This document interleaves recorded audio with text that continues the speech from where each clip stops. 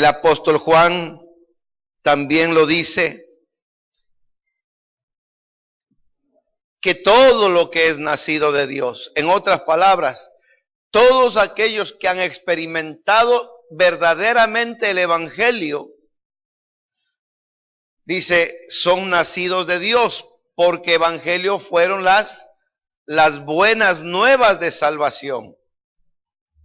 Nosotros por el evangelio conocimos que éramos pecadores, pero que la gracia, el amor, la misericordia de Dios para con nosotros hizo que Jesucristo muriera por nosotros para que nosotros pudiéramos tener la vida eterna en Cristo Jesús. ¿Cuántos dicen amén? Amén. Esa buena noticia de que había salvación, una respuesta para el hombre, eso es evangelio. A través de escuchar la palabra produjo fe en nuestro corazón y esa fe nos llevó a aceptar el sacrificio que Cristo hizo en la cruz del Calvario para que se cumpla lo que dicen las Escrituras. Mas a todos los que le recibieron, a los que creen en su nombre, Dios les dio potestad de ser hechos hijos de Dios. Ahora Juan dice que los que son nacidos de Dios o los que son hijos de Dios, estos son los que han vencido, estos son los que vencen al mundo. Dice, y esta es la victoria que vence al mundo, y dice que nuestra, diga duro, nuestra, amén. No es la fe de su hermano, no es la fe del pastor, no es la fe del líder, es su fe. Pablo les escribe a los corintios y le dice, ¿tienes tu fe? Y dice, tenla para contigo mismo. Permítame leerle la versión Dios habla hoy, la nueva versión internacional, sobre lo que dice el apóstol Juan. Siempre estas versiones como que nos ayudan a entender un poco mejor lo que dice la versión Reina Valera. Dice la traducción en el lenguaje actual, dice, nosotros demostramos que amamos a Dios cuando obedecemos sus mandamientos, y obedecerlos no es difícil. En realidad, todo el que es hijo de Dios vence lo malo de este mundo, y todo el que confía en Jesucristo obtiene la victoria. El que cree que Jesús es el Hijo de Dios vence al mundo y a su maldad. ¿Cuántos creen que son hijos de Dios? Amén. ¿Cómo usted puede estar seguro? Aquí hay algunas cosas que el apóstol Juan dice que si usted es hijo de Dios, usted debe ver que se cumplan estas cosas en usted. Amén. Porque usted puede demostrar su amor a Dios. ¿Cómo? Obedeciendo a su palabra.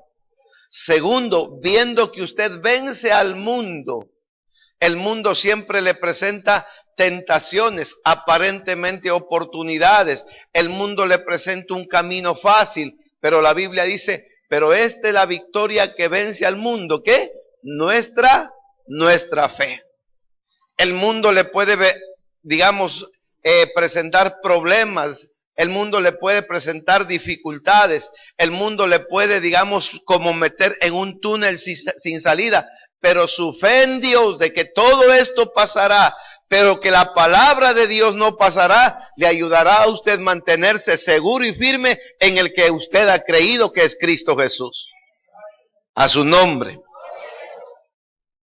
Dice la versión Dios habla hoy, dice, el amar a Dios consiste en obedecer sus mandamientos, y sus mandamientos no son una carga, porque todo el que es hijo de Dios vence al mundo, y nuestra fe nos ha dado la victoria sobre el mundo. El que cree que Jesús es el Hijo de Dios, ese vence al mundo. Amén. Creo que con estas versiones está más que claro la necesidad que nosotros tenemos de tener una fe firme, de tener una fe sólida, de que haya fe en nosotros. No hablamos de una fe grande, no hablamos de una fe poderosa o de mucha fe. Hablamos de tener una fe bien direccionada, y esa fe bien direccionada es que nuestra fe esté puesta en Dios. Amén. Hay muchos que tienen fe en sí mismo. Hay muchos que tienen fe en otras cosas. Hay otros que tienen fe en otras personas. Pero el Señor Jesucristo dijo, tened fe en Dios. Y el apóstol Pablo habla, dice que los que tienen fe en Dios o los que confían en Él, que es lo mismo, dice, jamás serán avergonzados. ¿Cree usted que necesitamos fe para vivir la vida cristiana? ¿Cree que la necesitamos? Déjeme decirle una cosa, no solo la necesitamos, es imprescindible que la tengamos. Usted ha oído que a veces la gente dice, todos somos necesarios, pero nadie es ¿qué? Indispensable o imprescindible. Pero déjeme decirle, en la vida de un cristiano, la fe es indispensable. Porque la Biblia dice que sin fe es imposible agradar a Dios. Y dice la palabra también, para el que cree, que es lo mismo, para el que tiene fe, todo le es posible. ¿Puede darle un aplauso al Señor?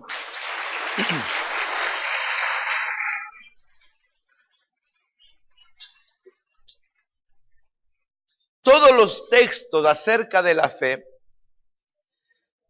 nos hablan claramente sobre la necesidad que ésta tiene en la vida de un creyente para poder, digamos, disfrutar del gobierno y de la economía del reino de Dios. Usted sabe que cuando una persona es parte de un país como ciudadano, ese tiene obligaciones y tiene también ¿qué? Derechos. Usted como ciudadano ecuatoriano está obligado a cumplir ciertos deberes, pero también tiene ciertos derechos que son asignados a usted. Todos tenemos deberes y derechos como ecuatorianos. Por eso es que el apóstol Pablo dice que nosotros no somos de este mundo, sino que nuestra ciudadanía está ¿en dónde? En los cielos. En otras palabras, temporalmente somos ecuatorianos, colombianos, peruanos, pero el creyente ha cambiado de ciudadanía. Nuestra ciudadanía está en los cielos. Entonces debemos entender y comprender que como ciudadanos del reino celestial, nosotros tenemos deberes y derechos también que cumplir. Amén. En el reino de Dios, la fe es necesaria para poder disfrutar, decía, del gobierno y de la economía de Dios, o del reino de Dios aquí en esta tierra. Un gobierno siempre se preocupa de todos los aspectos sociales, políticos, económicos. Se preocupa de que la gente esté bien, lucha contra el desempleo, lucha contra la pobreza, lucha para establecer reglas de juego para que haya equidad en todos. Ese es el deber, el trabajo de un gobierno.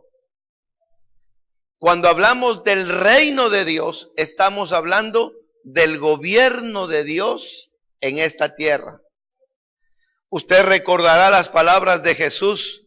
Dice que Jesús empezó su ministerio diciendo que el reino de los cielos se ha acercado. En otras palabras, cuando Jesús viene a esta tierra, Jesús viene a decir, el gobierno de Dios se ha acercado al hombre. Y por eso es que en Mateo capítulo 5 Jesús enseña a sus discípulos a pedir que nos venga sobre nosotros su reino. En otras palabras, estaba diciendo el Señor, ustedes deben orar que el gobierno de Dios venga sobre ustedes. Y dice la Biblia que en el reino de Dios no consiste en comida y en bebida, sino en justicia, paz y gozo en el Espíritu Santo de Dios. Amén. No consiste solamente en tener cosas materiales. Usted puede tener banquetes todos los días, pero no tener paz en su familia. Por eso es que el proverbista dice, es mejor un bocado seco y en paz que banquete donde hay rencillas. Usted puede tener muchas cosas materiales, pero eso no le da la seguridad. ¿Qué es lo que busca el hombre? ¿Qué es lo que busca una mujer normal?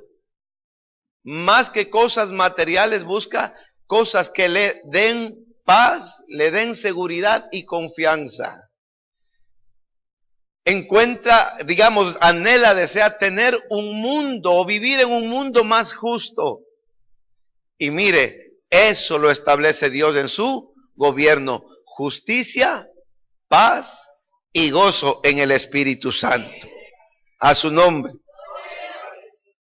Como ciudadanos del reino celestial, debemos nosotros entender, mis amados hermanos, que el reino se activa cuando nosotros creemos que Él es real, creemos que está presente y sobre todo que es importante.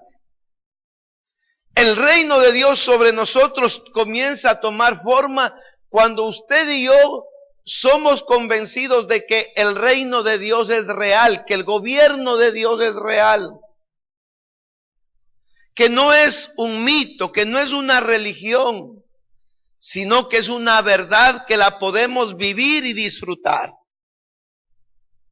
Que el reino de Dios está presente. El reino de Dios, el gobierno de Dios no se va a establecer cuando nosotros vayamos a estar con Él por toda la eternidad o cuando Él venga a levantar a su pueblo. No, el reino de Dios es establecido en la vida de cada creyente desde el mismo momento que Cristo viene a su corazón. El apóstol Pablo dice, con Cristo estoy juntamente crucificado y ya no vivo yo, mas Cristo vive en mí. Dice, y lo que vivo ahora en la carne, lo vivo en la fe del Hijo del Hombre.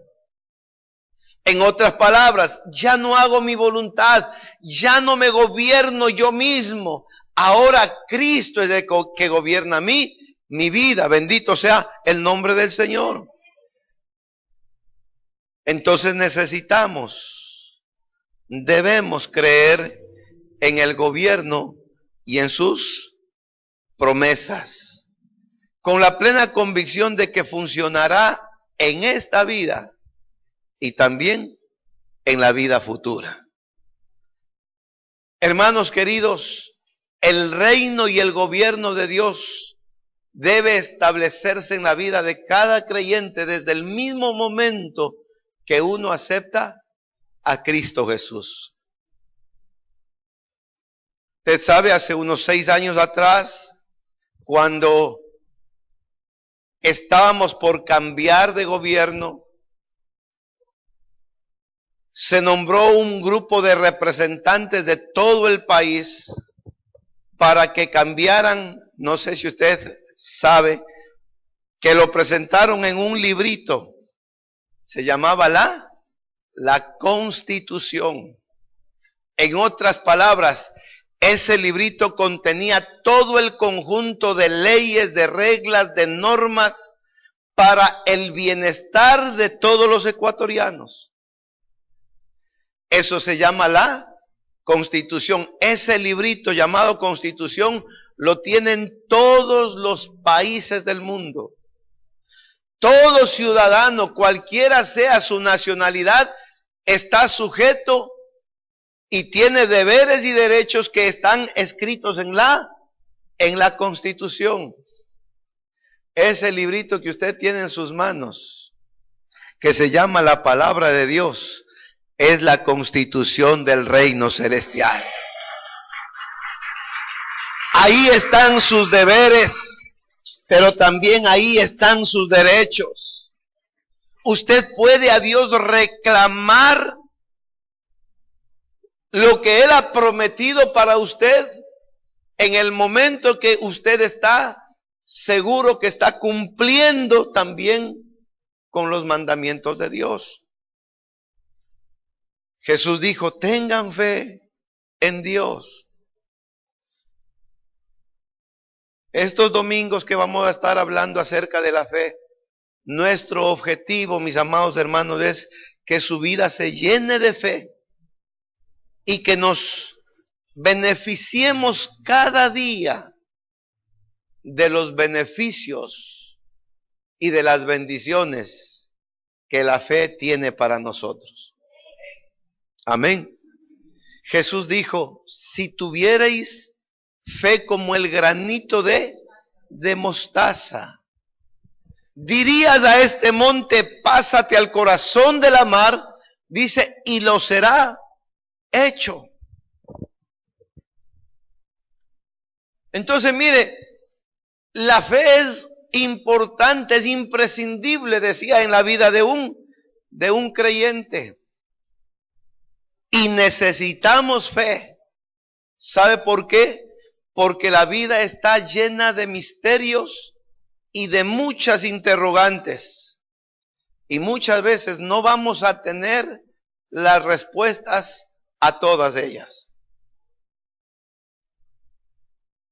No vamos a tener las respuestas a todas ellas. Siempre habrá cosas que no podamos explicar. Hay cosas que usted y yo de pronto jamás las vamos a entender. Entonces viene la pregunta, ¿qué debo hacer cuando no sé qué hacer? ¿Se ha topado usted en alguna ocasión en esa situación? ¿Qué hago cuando no sé qué hacer? Hay una sola respuesta. Siga confiando en Dios.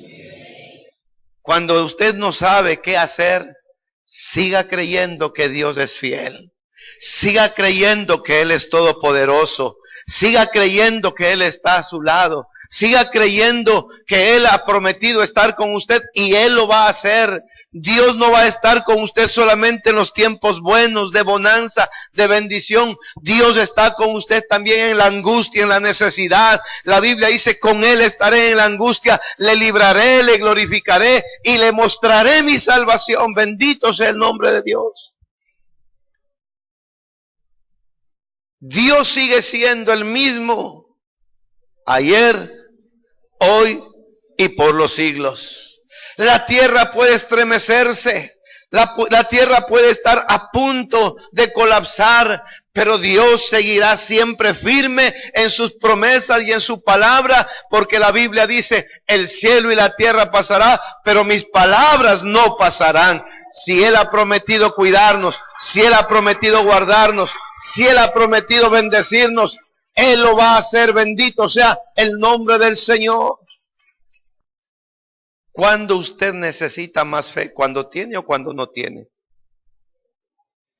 ¿Cuándo usted necesita tener más fe? ¿Cuando ve las cosas o cuando no las ve? Frente a los misterios de la vida, necesitamos fe. Para el que cree, dijo Dios, todo le es posible. La gente puede decir que tu matrimonio está arruinado. La gente puede decir que tus hijos están perdidos. La gente puede decir que tu economía está en crisis. La gente puede decir que tú has colapsado. Pero mientras tengas fe en Dios, tú puedes saber que Él es poderoso para guardarte sin caída. Que Él es poderoso para cambiar las cosas. Que Él es poderoso para guardarte en medio de todas las adversidades de la vida. Él es fiel. Por eso el primer consejo que Jesús dio a sus discípulos fue: tened fe en Dios. Yo le pregunto en esta mañana, ¿dónde está su fe? Mire, hay muchos creyentes, muchos cristianos que tienen su fe puesta en su esposo, en su esposa, otros en sus padres, otros en sus hijos. Y usted puede darse cuenta en estas expresiones: ay, es que si él me deja, no sé qué va a hacer de mí. Ay, es que si me botan del trabajo, estoy perdido. Hay cristianos hablando en esa forma. Si me faltaran mis padres, no sé qué sería de mi vida. ¿Dónde está? ¿Dónde está tu fe?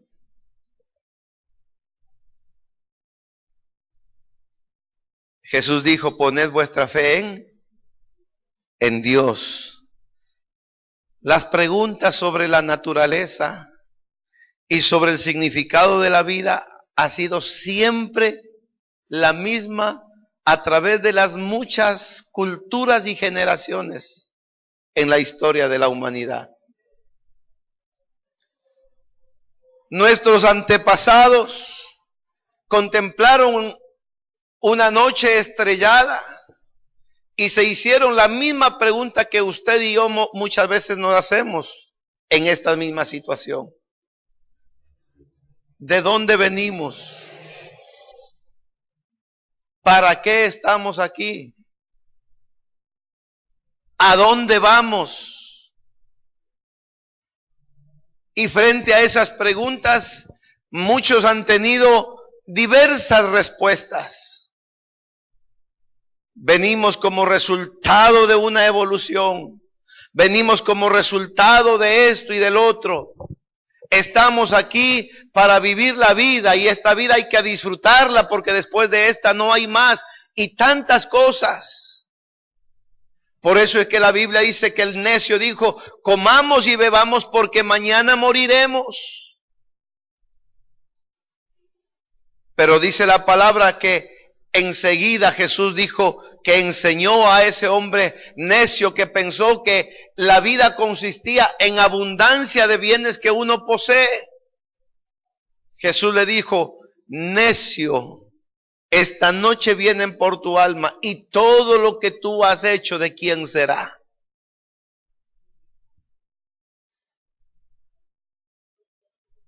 Por eso hay gente que piensa que con la muerte se termina todo, cuando por la palabra y en nuestra constitución la Biblia nos dice que la muerte es un paso a la vida eterna, para vida o para muerte.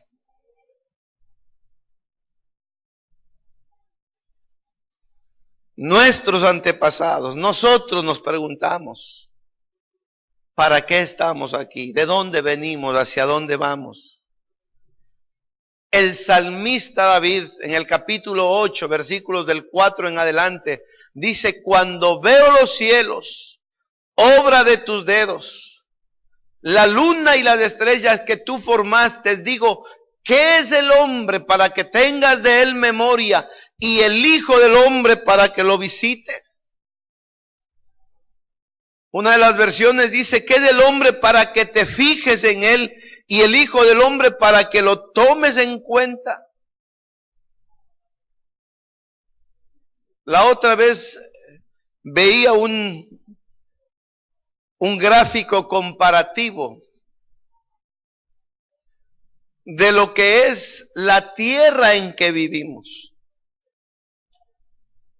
La tierra solamente en comparación a Júpiter, creo que es la 25ª parte. O sea, es pequeñita, es como comparar una pelota de tenis contra una pelota de básquet. Así es la tierra en comparación a Júpiter, otro de los planetas de nuestro sistema solar. Júpiter en comparación a todo el sistema solar es la comparación, la misma comparación tal vez, que va haciendo cada vez a la Tierra más pequeña. Y llega a comparar este gráfico al punto que la Tierra prácticamente es como un granito de arena en todo el universo. Imagínense si el mundo, el planeta Tierra en el que vivimos, con relación al universo es como un granito de arena. Imagínese qué es usted y qué soy yo. No somos nada. Y mire, y a veces peleamos por un pedazo de tierra. La nada, peleando por nada.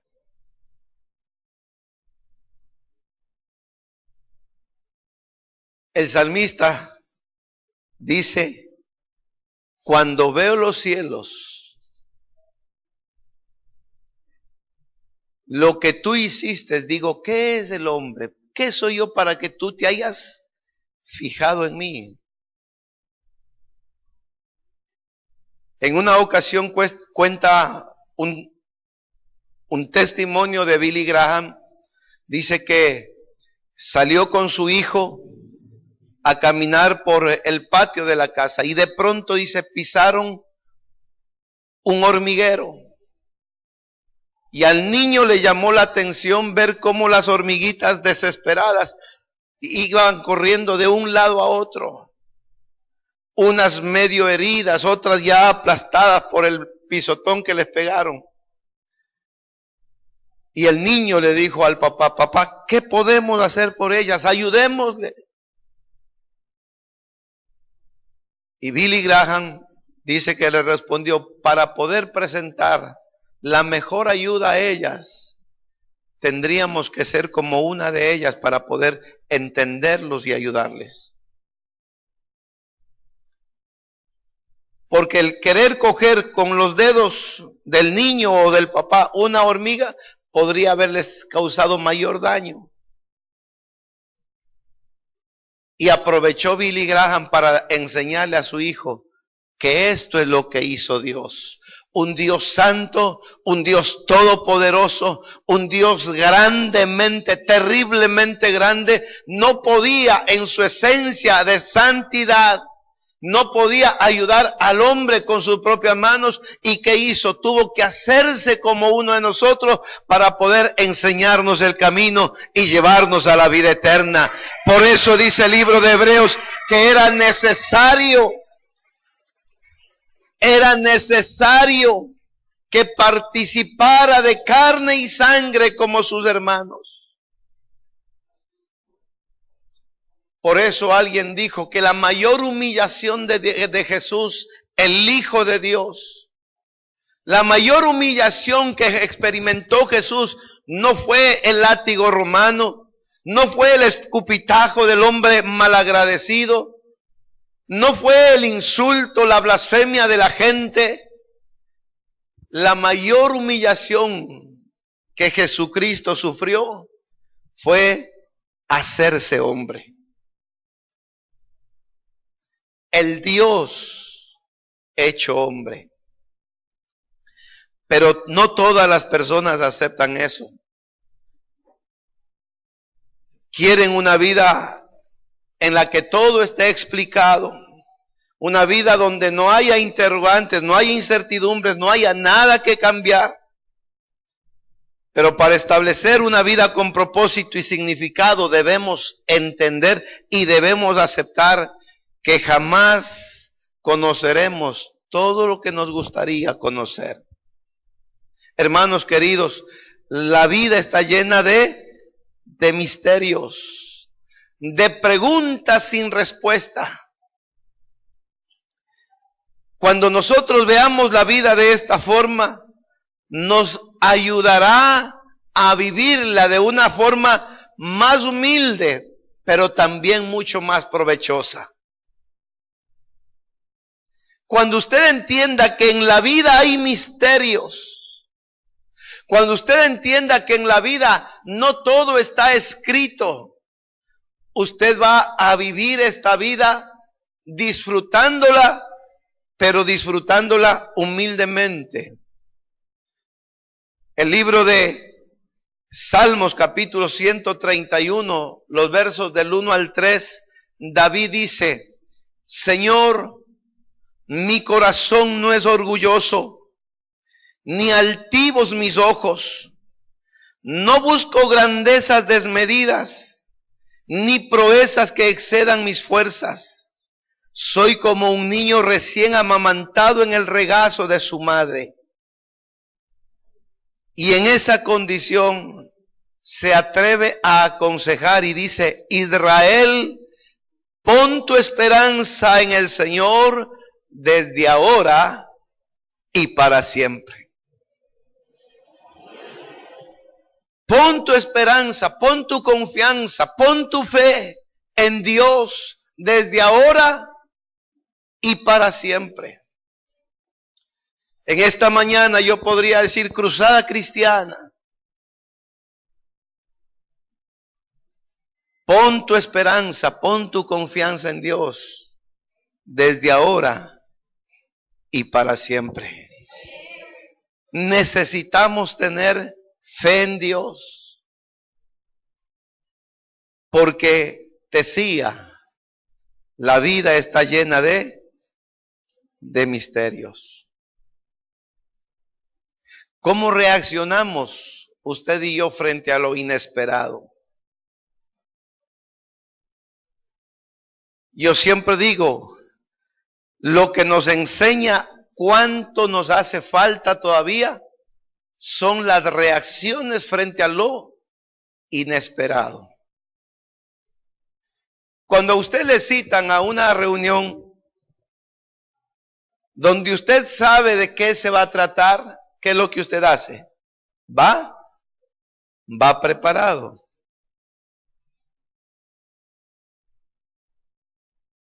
Pero la pregunta es, cuando sucede algo inesperado, ¿cómo reacciona?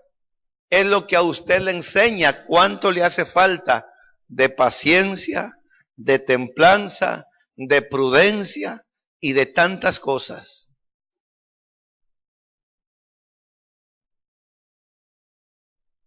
Imagínese la muerte de un cónyuge cuando recién contraen matrimonio.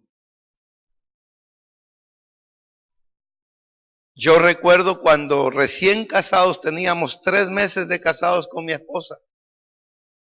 Pastoreábamos la iglesia casi por 2 meses, recién casados pastoreando la iglesia.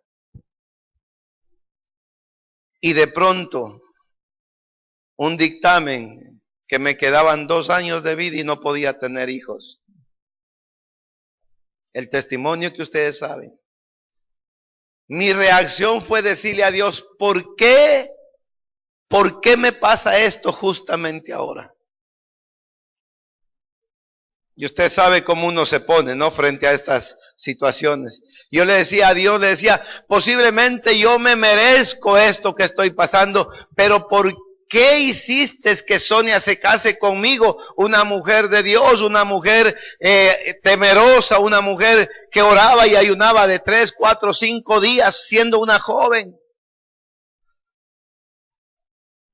Yo le decía, posiblemente yo me merezco esto, pero ella no. Y ya yo la veía viuda, la veía vuelta a casar, en otras palabras, sufriendo, antes de tiempo. Es que cómo reaccionamos frente a lo inesperado. ¿Cómo usted cree que reacciona un hijo que ve a su padre quitarse la vida? Como estos niños que miraron a su padre matar a su madre y después quitarse la vida, 11 y 7 años de edad. ¿Cómo creen que se les presenta la vida para ellos? ¿Cuál cree que puede ser la reacción de una persona que sabe que su madre no es su madre biológica? No encuentra respuestas lógicas y coherentes. De pronto alguien que conoce que su hermana está dedicada a la prostitución. O un padre, una madre que descubren que su hijo es un homosexual. Un hombre que pierde los ahorros de toda su vida en un mal negocio. ¿Cómo reaccionan? ¿Cómo poder explicar cuando en un accidente mueren algunos miembros de la familia y quedan niños desamparados y alguien tiene que hacerse cargo de ellos? No tendremos respuesta a estas y muchas preguntas más. ¿No se ha dado cuenta que frente a lo inesperado siempre tratamos de decir, ¿por qué, Dios mío? Hay mucha gente que toma las decisiones y en vez de sufrir las consecuencias por sus decisiones tomadas, lo que tratamos es de echarle la culpa a Dios. Pero Dios nos ha dado libre albedrío para que usted y yo hagamos lo que querramos hacer. Pero como Dios ve que Dios sabe que el corazón del hombre siempre está tendiendo a hacer más lo malo, Él dejó esta palabra para que tengamos una guía, para que podamos hacer el bien y para que podamos disfrutar de la vida. Amén. ¿Cómo responder a estas preguntas? ¿O cómo entender estas tragedias? Necesitamos, ¿qué necesitamos? Necesitamos fe, para que cuando no podamos entender muchas cosas, para que cuando no podamos conocer todo lo que queremos conocer, la fe nos ayude a seguir adelante. Porque en el Evangelio la justicia de Dios se revela por fe y para fe. Como está escrito, el justo por su fe vivirá.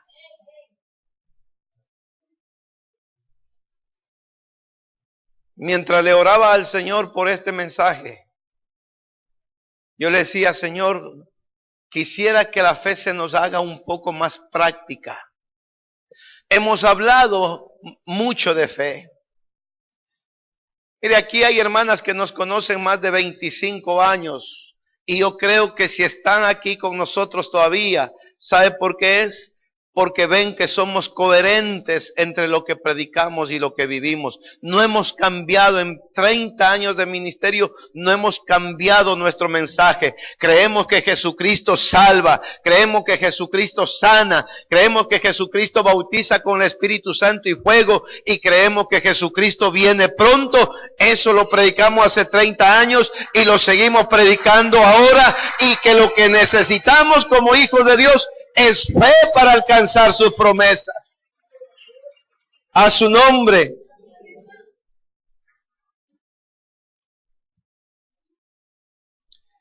Para poder vivir una vida victoriosa, necesitamos fe, pero también necesitamos saber estas 7 cosas que quiero mencionar. En primer lugar, hay preguntas que jamás podremos contestarlas. Hay preguntas que jamás podremos tener una respuesta. Sabe que el entender y aceptar esto nos va a evitar caer en la depresión. Porque existen personas que cuando no encuentran una respuesta a algo, lo primero que hacen es deprimirse. ¿Por qué, Dios mío? ¿Por qué me pasa? ¿Pero qué he hecho yo?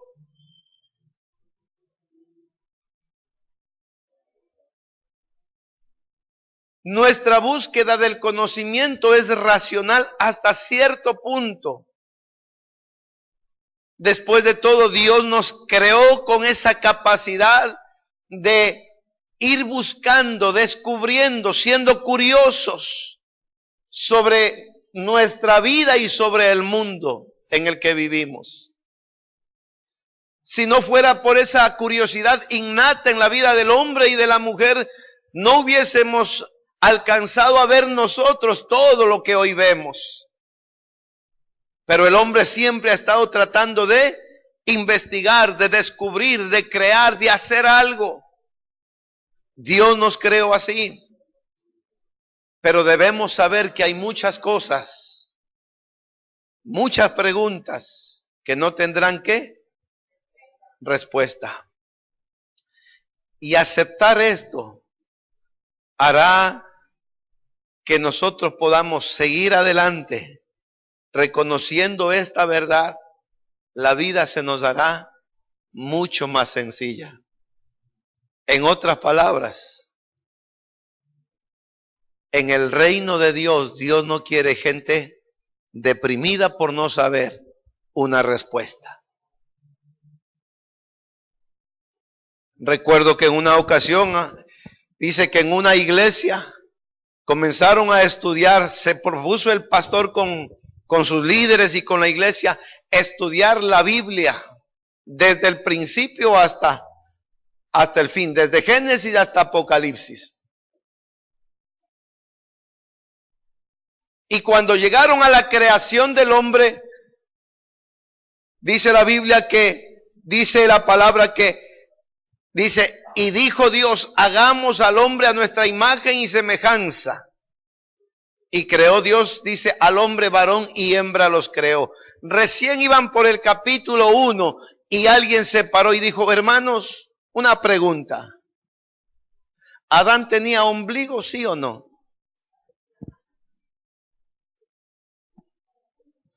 ¿Cuántos creen que Adán tenía un ombligo? ¿Cuántos creen que no tenía ombligo? Ustedes no creen nada.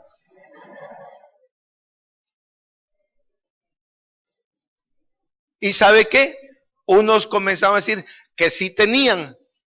Otros comenzaron a decir que no tenía. Porque el ombligo supuestamente es la fuente de la vida, el cordón que une a la madre con el hijo. Pero Adán fue creado por Dios. Su padre fue Dios. Y él no necesitó de un cordón umbilical. La Biblia dice que lo hizo un muñeco del polvo de la tierra, sopló sobre él aliento de vida de su espíritu y fue el hombre un alma viviente. ¿Y saben qué terminó este estudio? En una división de la iglesia. Los que creían que Adán tenía ombligo y los que decían que no lo tenía. Hay preguntas que jamás tendrán una respuesta. Acepte que unas tendrán unas respuestas, otras no. La vida se le va a hacer más sencilla. En segundo lugar, hay cosas que jamás podremos explicar. Algunas cosas que vivimos y experimentamos desafían una explicación racional. Hay cosas que usted en la vida cristiana puede entender, puede aceptar, puede vivir, puede experimentar, y a lo mejor usted no la va a poder explicar. ¿Cómo puede uno explicar de un hombre que viene con un problema en su salud, una hernia, un tumor, un cáncer, una enfermedad, digamos, declarada, comprobada, y de pronto por una oración, por un acto de imposición de manos, esa persona es sana en un momento? ¿Cómo podemos explicar eso? No hay explicación. Solo acéptelas y disfrute la vida. Amén. Cuando hayan cosas que usted no pueda explicar, solamente disfrute la vida aceptándolas. Los hospicios están llenos de personas que bajo la presión de querer explicar algo, no pudieron explicar lo inexplicable. Dios está previniéndole de que se vuelva loco. Porque ese tipo de locos no están en el reino de Dios. En el reino de Dios, Dios no quiere ciudadanos ni deprimidos ni locos. Dígale a su hermano, no te hagas de loco. Así Dios no te quiere.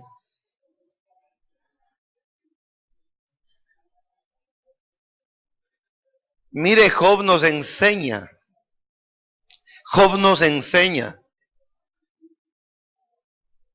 a aprender a aceptar una vida donde muchas veces no encuentra una respuesta. Cuando la esposa le dice, ahí está, dame una explicación. Si eras un hombre que orabas, era un hombre que temías a Dios, era un hombre que dabas tus diezmos, tus ofrendas, eras un hombre justo, bueno, recto delante de Dios, ¿por qué te pasan todas estas cosas? Y Job callado, no encontraba una explicación, no encontraba una respuesta. La reacción de su mujer fue, ¿por qué mejor no maldices a Dios y te mueres? Ahí reaccionó Job y le dijo, mujer, has hablado como una mujer necia, como una mujer fatua. Déjame decirte algo, aunque él me matare, en él esperaré, pero yo sé que mi Redentor vive, y aunque sea del polvo de la tierra, él me va a levantar. Dice, y en mi carne veré al Dios vivo. Hay preguntas sin respuesta. Hay cosas que no tienen explicación. Hay cosas que jamás se podrán cambiar, aunque usted quiera cambiarlas. Dicen los estudiosos del comportamiento humano que el 90% de la vida está compuesta de cosas que no se pueden cambiar.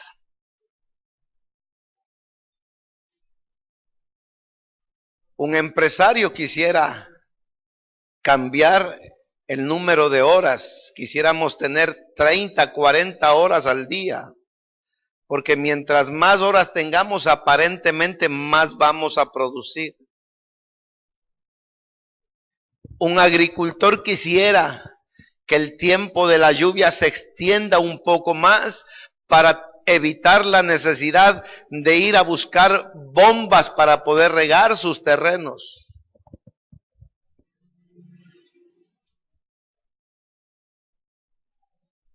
Yo creo que algunos que estuvieron ahora en la playa contemplando ese atardecer en la costa, hubiesen querido que las horas se alarguen un poquito más.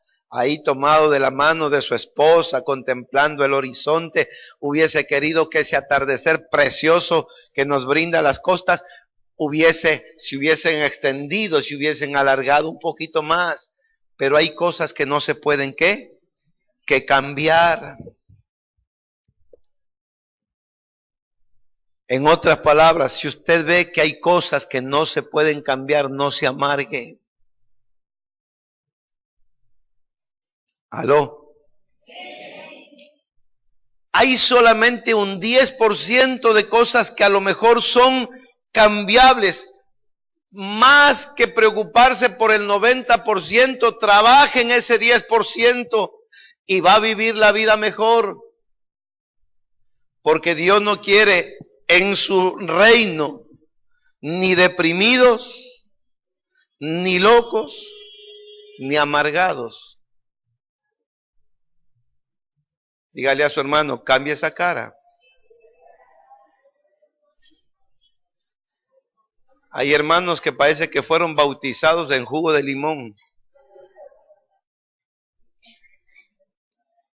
Usted fue bautizado, mire, en agua. A su nombre. Llorar, preocuparse, lamentarse por las injusticias de la vida no cambiará nada, excepto que se le suba la presión, excepto que por ahí algo suceda en su salud. No caiga en la trampa. Hay cosas que no se pueden cambiar. Maridos que están esperando cambiar a la esposa, no se puede, ya Dios las hizo así. Esposas que quieren que sus esposos cambien. El 90% de nosotros es incambiable, ya Dios nos hizo así. Si Dios no nos ha cambiado todavía, menos lo va a poder hacer usted. Padres a sus hijos, hijos a sus padres. El consejo es, acéptelo como es y usted cambie en lo que puede cambiar. A su nombre.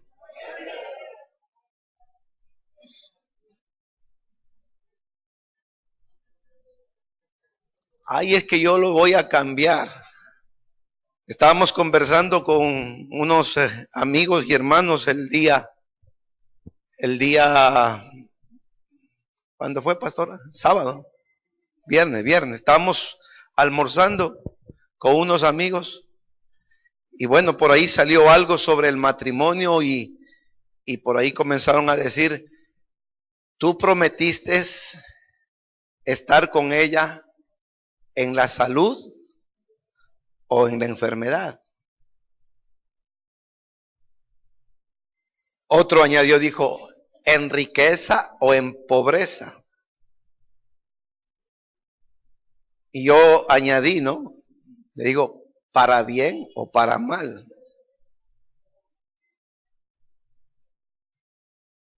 Uno tiene que estar al lado de su esposa. La Biblia dice, por lo menos cuando oficiamos un matrimonio decimos esto. Y por ahí uno de los que estaban en la mesa dijo, bueno, hay otra versión que dice por las buenas o por las malas.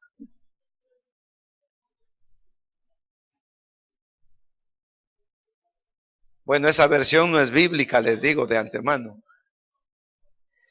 Hay cosas en la vida que no podemos controlar. Cuarto, hay cosas en la vida que no podemos controlar. Hay personas obsesionadas por tener el control de todo y de todos.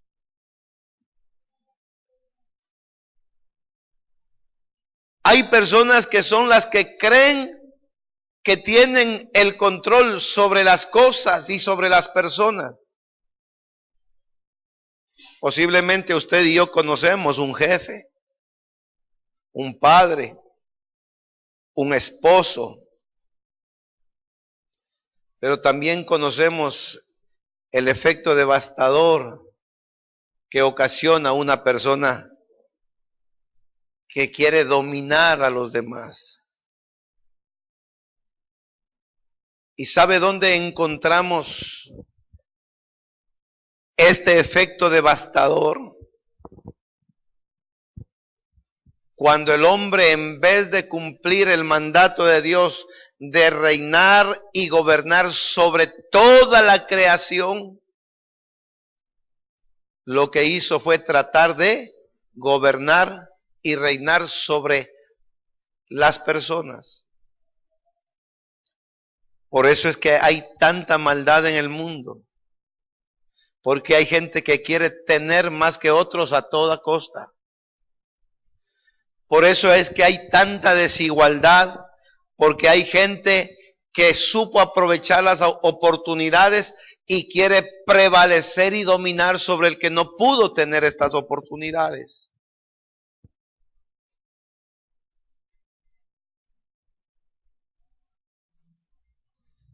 Nadie puede controlar lo que los demás hacen.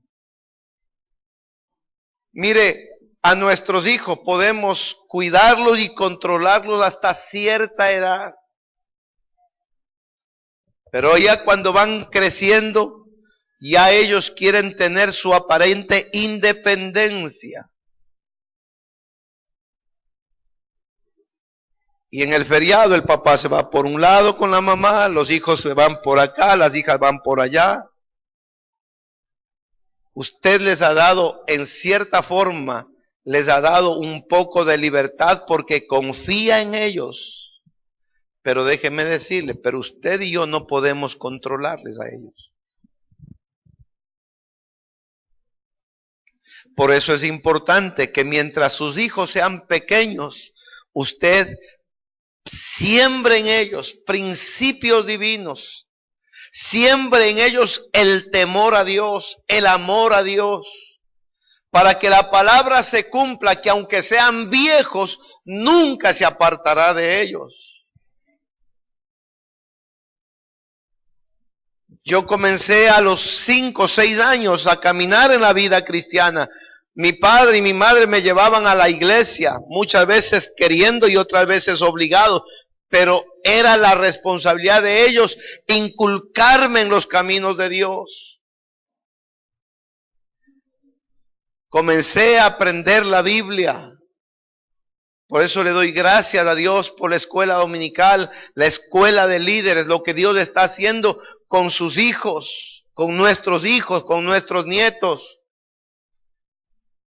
Hermanos, verles a la clase cuna, 1 o 2 años aquí parados, aunque aparentemente haciendo el personaje disfrazadito ahí no de un demonio, no de una bruja, no de esto, sino de Adán y Eva, de Abraham, de José, de Isaac.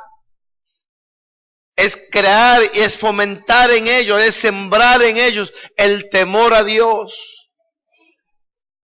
Eso hicieron mis padres, eso hicieron mis maestros de la escuela dominical.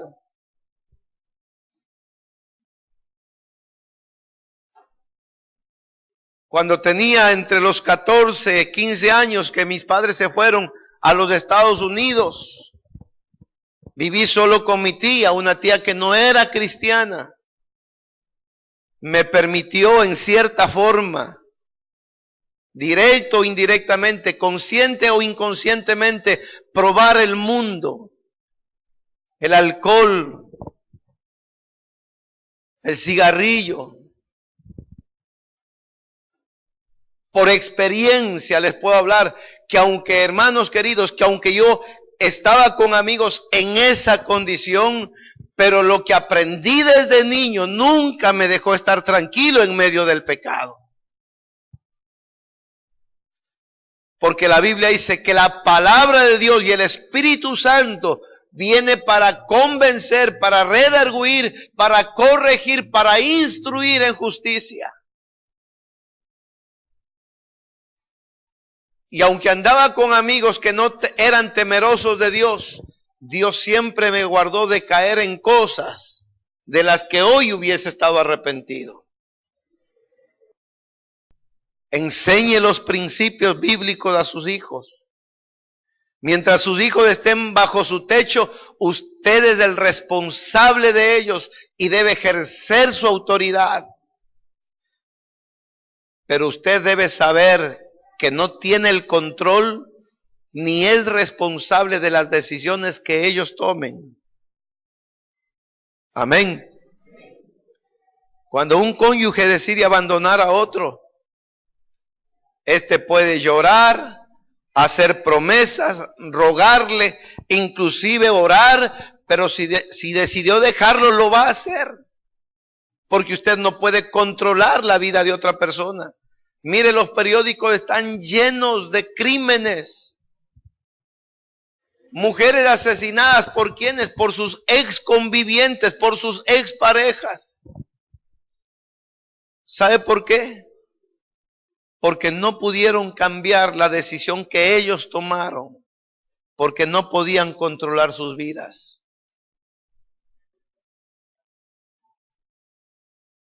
Un hijo o un hermano que se droga, usted puede vociferar, delirar, predicarle, exhortarle, pero si ellos deciden seguir ese tipo de vida, usted no va a poder controlarles.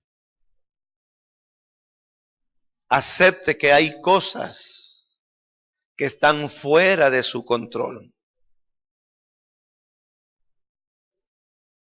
Pero ¿qué es lo que usted tiene que hacer? Saber que las promesas de Dios son firmes, que sus promesas son fieles y verdaderas. Ponga su confianza en Dios.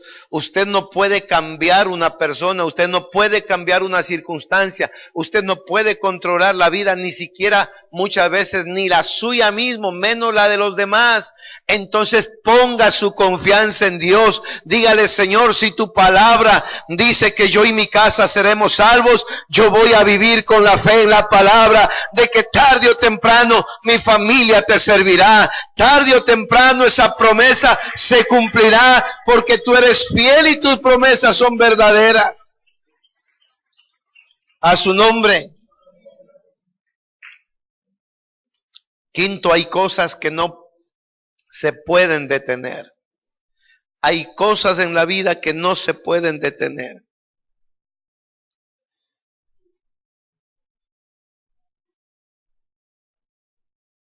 Hoy estoy viviendo la misma alegría que viví hace 27, 28 años atrás, cuando veía a mis hijos de 2 años. A esa edad son lindos los hijos. Uno quisiera detener el tiempo ahí. Uno quisiera que no crezcan, que ahí se detengan. ¿Sí o no? Me dijo una ancianita en la iglesia donde yo asistía: hijos chicos, problemas chicos. Hijos grandes, problemas grandes. ¿Quién quiere tener problemas grandes? Quisiéramos detener el tiempo, quisiéramos detener su crecimiento, quisiéramos parar ahí el tiempo, que de ahí no crezcan. Pero hay cosas en la vida que no se pueden detener. Es como pararse frente a las rieles de un tren y ver que el tren viene a gran velocidad. Usted tiene solamente 2 opciones: o hacerse a un lado, o dejar que el tren le pase por encima y no le deje ni el apellido. Hay cosas que no se pueden detener. Cuenta una anécdota que en una ocasión un niño estaba jugando en medio de las rieles de un tren. Y de pronto el tren comenzó a venir en contra de él. Cuando el maquinista miró al niño en medio de las rieles del tren, comenzó a pitar. Y comenzó a pitar y comenzó a tratar de frenar. El chirrido de las llantas, de las ruedas metálicas contra las rieles del tren eran tan fuertes, tan ensordecedoras, que llamó la atención de todo el vecindario que vivía en ese lugar.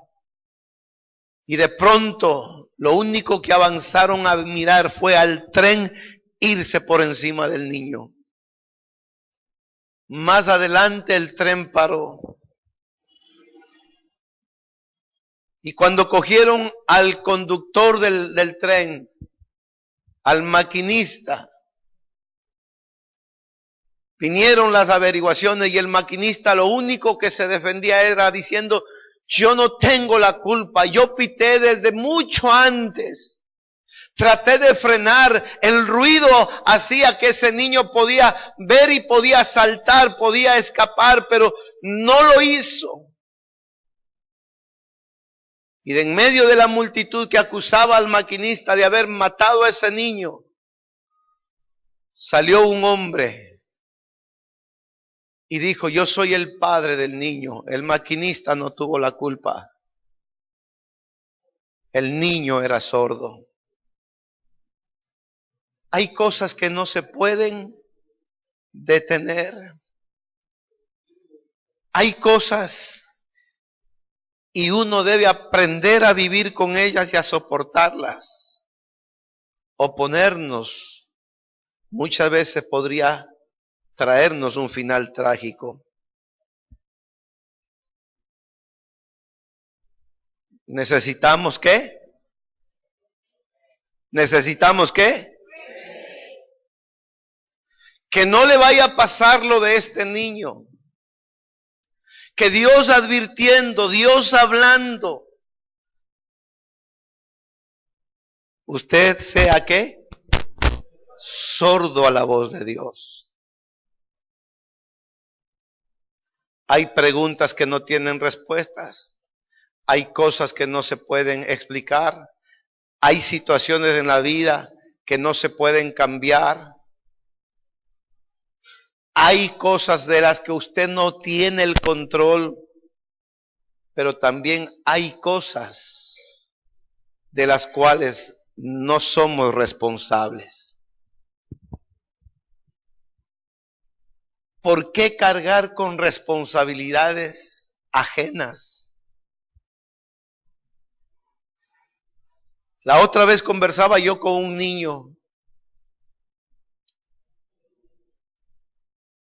13, 14 años. Una vida triste, una vida amargada de ese niño, con un peso sobre sus hombros, sintiéndose culpable de la separación de sus padres. Le dije: hijito, tú no eres el responsable de la decisión que ellos tomaron. Pero sí eres responsable de las decisiones que hoy tomes y de qué es lo que vas a hacer con tu vida de aquí en adelante. Hermanos queridos, hay cosas de las cuales no somos nosotros responsables. Somos responsables y nos esforzamos por criar, por cuidar bien a nuestros hijos. Pero ellos un día tomarán decisiones posiblemente imprudentes, permítame decirle, tal vez hasta estúpidas. Pero ellos serán los responsables de su vida, aunque usted no quiera que les vaya mal. Ellos tendrán que cargar con las consecuencias de sus decisiones. Usted a su hijo, a su hija le puede decir que la persona de la que está enamorado, enamorada, no le conviene, no es para él, no es para ella. Usted le puede dar 1000 razones. Déjeme decirle, hacer un paréntesis ahí. El solo hecho de que usted le dé un consejo y no acepte, ya le hace ver un futuro desgraciado para esa persona. ¿Sabe por qué? Porque la Biblia dice, para que te vaya bien y seas de larga vida sobre la tierra, honra a tu padre y a tu madre. Yo he oído de muchos casos que dicen, no, yo me caso con él, no con la familia. Yo me caso con ella, no con los hermanos ni con los padres. Sí, pero la familia influye. para bien o para mal,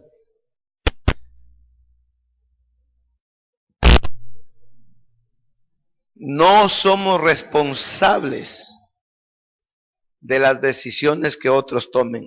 A veces hacemos lo mejor posible y vemos resultados desagradables. Las cosas no salen como quisiéramos. Déjeme decirle, no somos responsables de aquello. Posiblemente en los Estados Unidos mucha gente hizo planes para este fin de año. ¿Sabe cómo están ahora? Sin electricidad. En los Estados Unidos alumbrándose con velas. Mire, hay sitios donde la gente va a cargar sus teléfonos para poder tener comunicación. ¿Son ellos responsables de lo que están viviendo? No. Pero somos responsables de las decisiones que tomamos, de cómo respondemos frente a las situaciones que la vida nos presenta. Somos responsables de qué hacemos con el tiempo y con los recursos que Dios nos ha dado. De eso sí somos responsables. Pero no de la decisión que tomen otras personas. Yo recuerdo siempre a un cuñado que me dice, hay que tratar de hacer bien las cosas y de arreglar los problemas a tiempo. Y la expresión de él me llamó mucho la atención, porque nosotros sabemos cómo hemos criado a nuestros hijos, pero no sabemos con quiénes se casarán.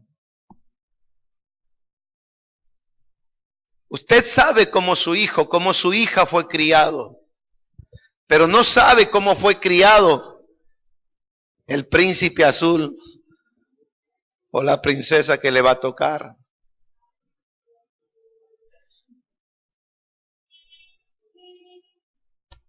En el periódico del día sábado, un muchacho de 22 años mató a su mujer y madre de su niña de 3 meses. Y el comentario del periodista decía, murió en las manos del que le juró amarle toda la vida.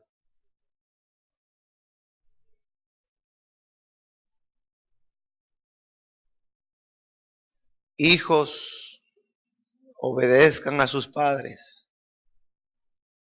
Padres, inculquen el temor de Dios a sus hijos. Porque hay cosas en la vida de las que no somos responsables. ¿Quién cría hijos para que les vaya mal?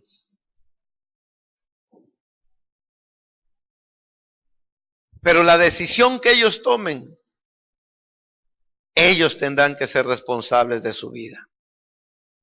Déjeme decirle algo para pasar al último punto. Dios decide el camino por donde debamos transitar. Para unos un camino de bendición, de victoria, para otros posiblemente, como Jesús dijo, la puerta estrecha, angosto el camino, lleno de dificultad, de problemas, de angustias, de necesidades.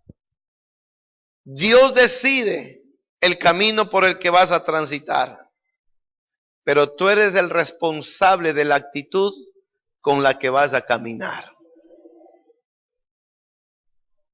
Amén. Tú y yo somos responsables de la actitud con la que vamos a caminar. Séptimo, hay cosas en la vida que no podremos superar. Hay cosas en la vida que no podemos superar. Hay personas que no reconocen sus límites. Hay personas que no reconocen sus límites, mientras que hay otras que rehúsan a aceptar cualquier limitación. Esta es una actitud tonta. Todos tenemos límites y la felicidad está cuando sabremos aceptarlos y reconocerlos. Todos tenemos límites en la vida. La felicidad estará siempre cuando nosotros sepamos reconocer. Pero hay algo que yo siempre digo, que yo le quiero servir a Dios, que yo le quiero dar a Dios lo mejor de mí, aún en medio de mis limitaciones. Eso es diferente. Pero estoy reconociendo mis límites, estoy reconociendo mis limitaciones. Amén. Las palabras más coherentes de un sabio fue el decir, solo sé que nada sé. Sabio por ser sincero con sus conocimientos. Solo sé que nada sé. Quiero terminar este mensaje recordando las palabras de un pastor y teólogo estadounidense, Reinhold Niebuhr. Dijo, y capta perfectamente la actitud que debemos tomar ante los misterios de la vida. La primera parte de esta oración es muy familiar y famosa, posiblemente usted la oye o la ha oído muchas veces. Esta oración de este pastor y teólogo dice, Señor, concédeme la serenidad para aceptar las cosas que no puedo cambiar. Valor para cambiar las cosas que puedo hacerlo. Y sabiduría para conocer la diferencia. Viviendo un día a la vez y disfrutando cada momento. Aceptando las adversidades como un camino hacia la paz. Admitiendo las cosas de la manera que tú las hiciste. Entendiendo al mundo tal como es y no como me gustaría que fuera, de modo que pueda ser razonablemente feliz en esta vida e increíblemente feliz en la siguiente. Amén. Hermanos queridos, esta es la fe que vence al mundo. Esta es la victoria que vence al mundo. Nuestra fe. Al que cree todo le es posible. Pero Dios nos ha enseñado en esta mañana que hay muchas cosas que se presentarán en la vida como misterios, que por más que nos esforcemos no podremos cambiarlas, explicarlas, dar una respuesta, detenerlas, pararlas.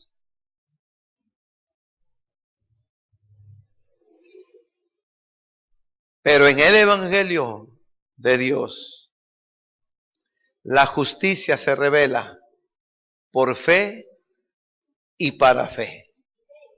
Pues la Escritura dice, el justo por la fe vivirá. Incline su cabecita, cierre sus ojos.